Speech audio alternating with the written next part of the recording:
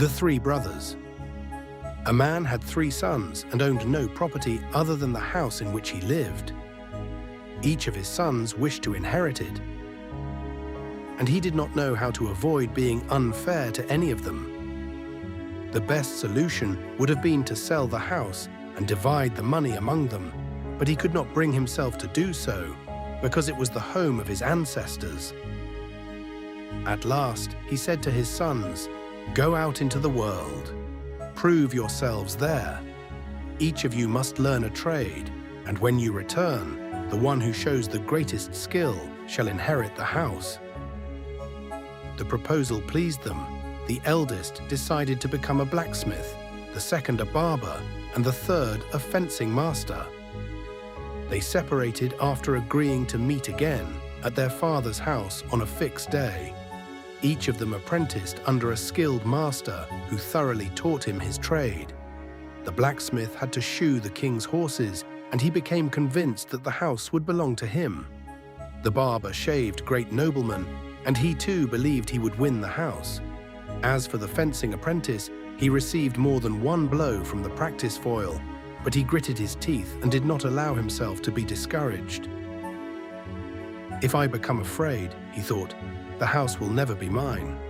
When the appointed time arrived, the 3 brothers returned to their father, but they did not know how to create an opportunity to demonstrate their talents.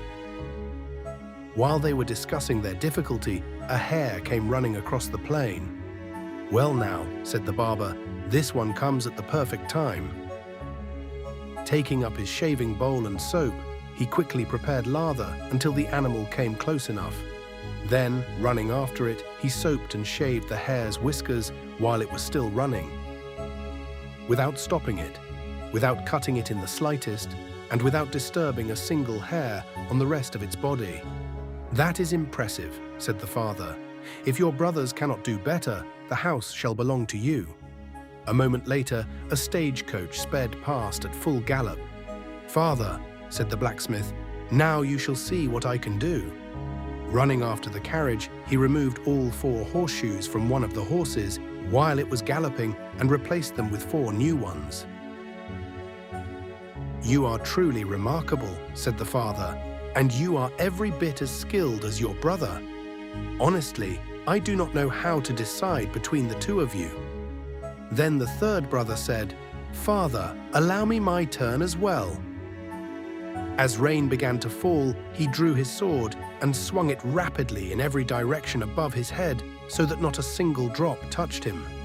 The rain grew heavier and finally poured down as though buckets of water were being emptied from the sky. Yet he deflected every drop with his sword and remained as dry as if he had been sheltered inside his room. When the father saw this, he could not hide his astonishment. "You surpass them all," he said. "The house is yours."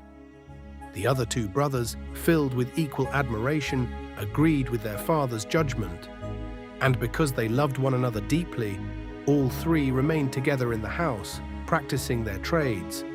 They earned a great deal of money and lived happily until old age. When one of them eventually died, the other 2 were overcome with such grief that they fell ill and also died soon afterward. And because of their shared skill and their mutual affection, all 3 were buried together in the same tomb. Every skill has value. Each brother chose a different path: the blacksmith, the barber, the swordsman. All became masters of their craft. The story shows that success does not come from the profession itself. It comes from dedication, discipline, and mastery. Even trades that seem ordinary became extraordinary through skill. Lesson: any profession can become honorable and powerful when practiced with excellence.